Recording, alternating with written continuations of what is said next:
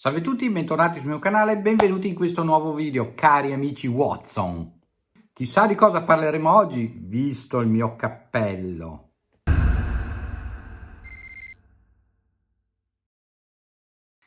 Ebbene sì, cari amici, parleremo di Sherlock Holmes.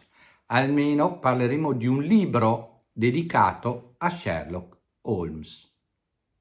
E chi non conosce Sherlock Holmes, il noto detective privato fuoriuscito dalla penna del Sir Arthur Conan Doyle. Sir Arthur Conan Doyle che era un medico. Infatti le sembianze, gli atteggiamenti, la perspicacia e l'intelligenza di Sherlock Holmes derivano da quelli tenuti da un suo insegnante universitario, esattamente dal dottor Bell.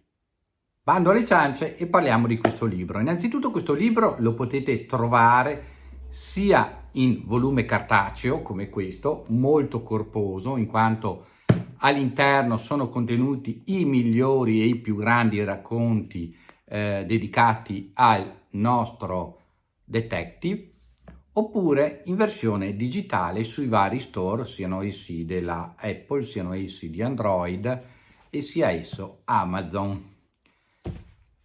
Di cosa parla? Ci sono, abbiamo detto, i più grandi racconti e ve li cito. Uno studio in rosso, il primo racconto, Il segno dei quattro, uno dei più racconti più travagliati, Le avventure di Sherlock Holmes, Le memorie di Sherlock Holmes, Il mastino di Baskerville, Il ritorno di Sherlock Holmes, La valle della paura, L'ultimo saluto di Sherlock Holmes e Il taccuino di Sherlock Holmes.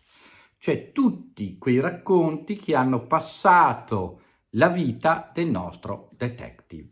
Uno studio in rosso. Lo studio in rosso ovviamente è il racconto per antonomasia, perché è il racconto in cui iniziano le avventure di Sherlock Holmes e inizia anche l'incontro tra il dottor Watson e tra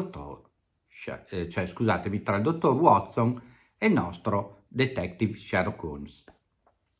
Come inizia questo incontro? Vi do un'imbeccata. È molto interessante. Nello studio in rosso il dottor Watson, reduce dall'Afghanistan come medico militare, dove è stato ferito e poi ha subito le febbri gialle, le febbri infestanti dell'epoca, si è malapena ripreso e con le guinee che ha di pensione sta mangiandosi fuori il cotto e il crudo per vivere in un hotel. A questo punto decide a Londra di trovare una camera in affitto a buon mercato e mentre lì che pensa a queste cose seduto su una panchina al parco viene salutato e riconosce in chi lo saluta un infermiere che ha lavorato con lui in ospedale presso un reparto.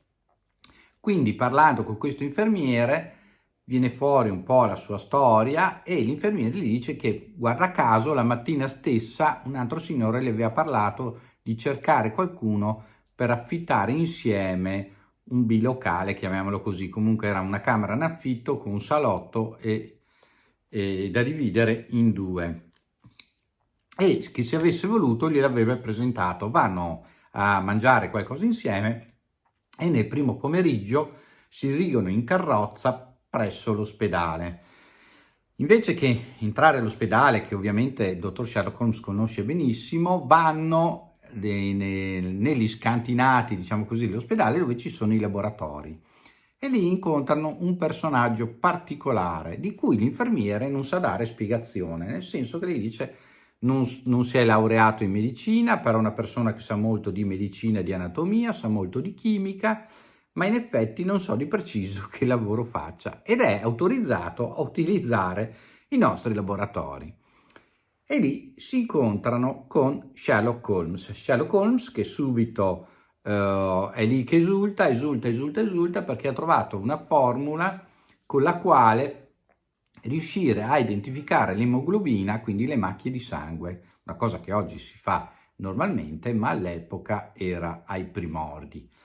E mentre risulta di questo, interloquisce con l'infermiere e quindi con il dottor Watson, al quale, senza che si sia ancora presentato, gli dice: vedo che è stato in Afghanistan, vedo che è stato ferito, medico militare, questo, quell'altro, insomma lo identifica solo con uno sguardo. È stupendo il dottor Watson, il quale non sa capacitarsi di questa cosa e pensa che sia un trucco magico. Invece con il suo solito modo di fare piuttosto secco, Sherlock Holmes gli dice che non c'è nessun trucco magico, ma è che semplice deduzione logica.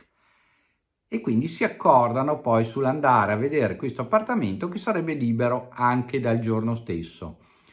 Contento di questo, il dottor Watson va al suo albergo a fare i bagagli, li prende e si dirige a Baker Street, al 221B di Baker Street.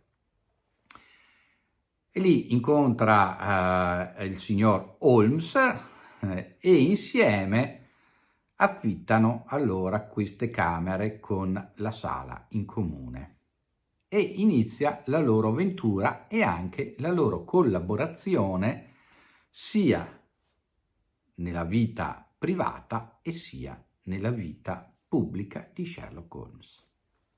Tanto che poi il dottor Watson diventa il biografo di Sherlock Holmes, ma in altra misura si può dire che diventa una vera e propria spalla, una spalla con cui Sherlock Holmes fa funzionare i suoi ragionamenti, con cui ovviamente Sir Arthur Conan Doyle riesce ad esprimere tra la stupore di uno e la prosopopea dell'altro tutto lo scritto dei racconti di Sherlock Holmes.